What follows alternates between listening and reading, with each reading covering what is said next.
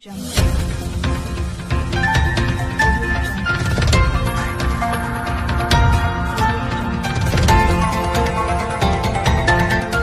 देख रहे हैं RPKP इंडिया न्यूज। जनता के मन की बात कहें और करें प्रधानमंत्री नरेंद्र मोदी जी। कन्हैया रामकृष्ण तिवारी। निजीकरण, भ्रष्टाचार, भर्राशाही, तानाशाही पर भी करें मन की बात। जबलपुर।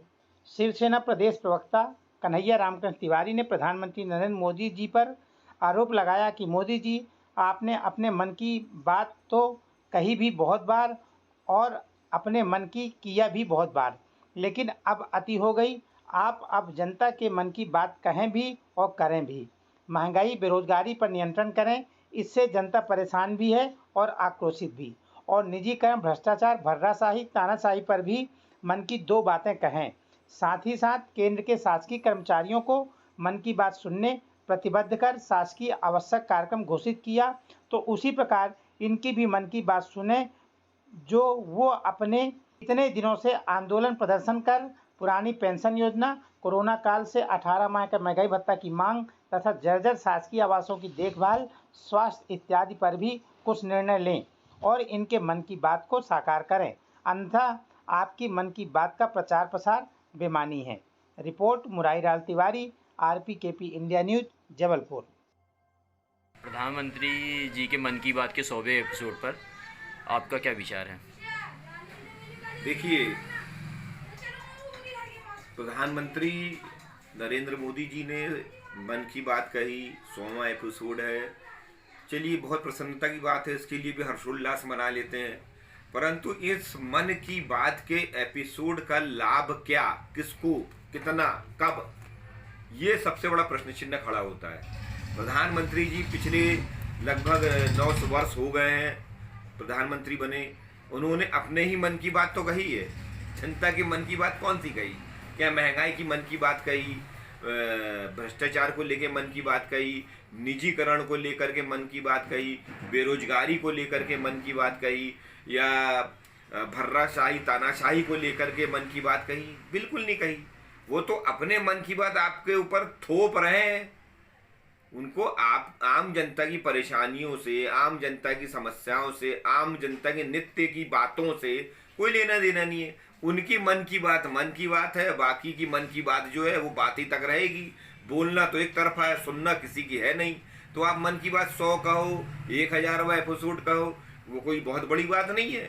इसका लाभ क्या, इस मन की बात का लाभ क्या? इस प्रामाणिकता पर प्रशासन को जाना चाहिए, मोदी जी को स्वयं भी विचार करना चाहिए, भारतीय जनता पार्टी को विचार करना चाहिए कि आज आप एकमात्र अपने आप को विकल्प दर्शा करके आम हिंदुओं की भावनाओं के साथ, आम हिंदुओं की जनभावनाओं के साथ, उनके मताधिकार के साथ आप जो खिलवाड़ कर रहे हो, इस खिलवाड़ से जनता बहुत आक्रोशित है। जनता में आक्रोश है। आप इससे ये मत समझिए कि आपकी मन की बात कोई सुन रहा है, समझ रहा है, क्या है।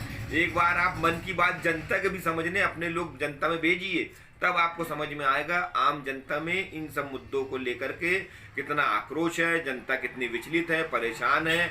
आए दिन आत्महत्याएं हो रही हैं, आए दिन लोग अप्रत्याशित कदम उठा रहे हैं। इन सब बातों को ध्यान में रख करके मन की बात हो तो कोई बात है, नहीं तो बाकी तो आप 100वां क्या 1000वां एपिसोड कर लो। मैं नहीं मानता कि इसको लेकर के कोई बहुत ज़्यादा समाज में इसको प्रभाव पड़ता होगा। मन की बात के 100वें एपिसोड में प्रधानमंत्री जी के में इसमें उन्होंने सरकारी कर्मचारियों को सुनने के लिए अनिवार्य किया।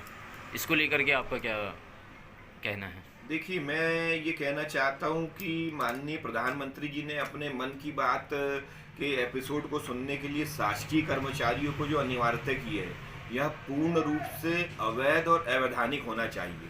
मैंने तो शायद कभी नहीं देखा कि 15 अगस्त और 26 जनवरी जैसे राष्ट्रीय त्योहारों में भी शासकीय कर्मचारियों को उपलब्ध रहने या उसे सुनने या राष्ट्रपति का अभिभाषण सुनने के लिए अनिवार्य किया गया हो। मतलब हमारे प्रधानमंत्री जी राष्ट्र से बढ़कर, राष्ट्रपति से बढ़कर अपने आप को मानने लगे हैं, और भारतीय जनता पार्टी भी उन्हें इसी रूप में प्रस्तुत कर रही है, राष्ट्रीय मानव के रूप में। दूसरी बात, अब रही यहाँ शासकीय कर्मचारियों को सुनने की अनिवार्यता, तो फिर बात वही आती है कि माननीय प्रधानमंत्री जी इतने वर्षों से, या ये कह ले 100 एपिसोड पूर्ण कर चुके हैं, लेकिन क्या उन्होंने एक भी एपिसोड में शासकीय कर्मचारियों को लेकर के कोई ऐसी घोषणाएं करी जिसको लेकर के वे बड़े दिनों से उनकी मांगे कर रहे हैं, चाहे शासकीय कर्मचारियों की पेंशन योजना हो, चाहे शासकीय कर्मचारियों को कोरोना काल से जो 18 माह से उनका महंगाई भत्ता सरकार ने दिया नहीं है, जिसकी मांगे समय समय पर शासकीय कर्मचारी आंदोलन प्रदर्शन करके मांगते आ रहे हैं, उसको लेकर के कोई बात कही हो। शासकीय कर्मचारी जिन शासकीय आवासों में रहते उन आवासों में अव्यवस्था, जर्जरता और वहाँ पर जो अन्य समस्याएं हैं उनको लेकर के कोई बात कही हो। इसके अलावा शासकीय कर्मचारियों के बच्चों की पढ़ाई लिखाई अन्य व्यवस्थाओं को लेकर कोई बात की हो, कोई भी बात उन्होंने शासकीय कर्मचारियों को लेकर के नहीं कही है। शासकीय कर्मचारी लगातार, चाहे वो फैक्ट्री का कर्मचारी हो, चाहे रेलवे विभाग का हो, चाहे अन्य कोई केंद्रीय शासकीय कर्मचारी हो, अपनी मांगे समय समय पर उठाता रहा है, मगर यह निरंकुश सरकार मोदी जी की न किसी की बात सुनती है, न समझती है, सिर्फ अपने मन की बात कहती है, दूसरे का दुखड़ा सुनने का, दूसरे की समस्याओं को सुनने का।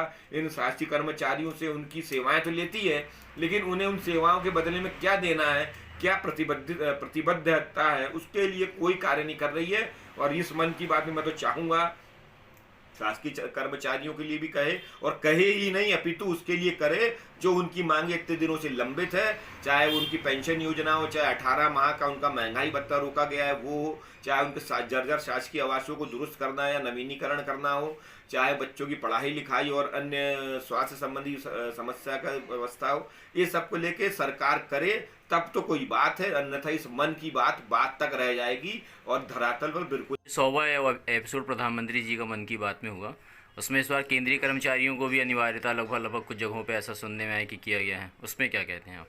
जी बिल्कुल, आप सही कह रहे हैं। अभी मेरे पास जानकारी भी आई, समाचार पत्रों में भी आया, कुछ मेरे को ऐसे पत्र भी प्राप्त हुए जिसमें रेलवे को लेकर के है, और अभी रीवा में जो सभा हुई थी माननीय प्रधानमंत्री जी को, उसको लेकर के आदेश जारी करने का है।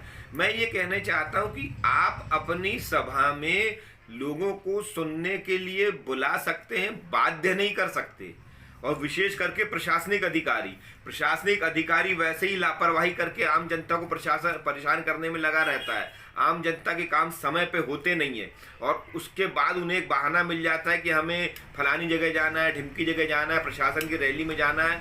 ये जो तानाशाही आज भारतीय जनता पार्टी के द्वारा की जा रही है, भारतीय जनता पार्टी के मध्य प्रदेश और केंद्र सरकार के द्वारा की जा रही है, इससे केंद्रीय कर्मचारियों में भी रोष है, उनमें भी आक्रोश है कि वे वैसे ही काम के लोड के कारण परेशान हैं, और उन्हें एक नई जवाबदारी इस प्रकार की दे करके, और इसको ये कह सकते देने को ना कह के लादना कह दे तो ज़्यादा अच्छा शब्द होगा। और केंद्रीय कर्मचारियों को जो उनकी नौकरी है, जो उनका अपना जो दिन भर का कार्य शैली है वो प्रभावित होती है, और आम जनता तो परेशान होती है।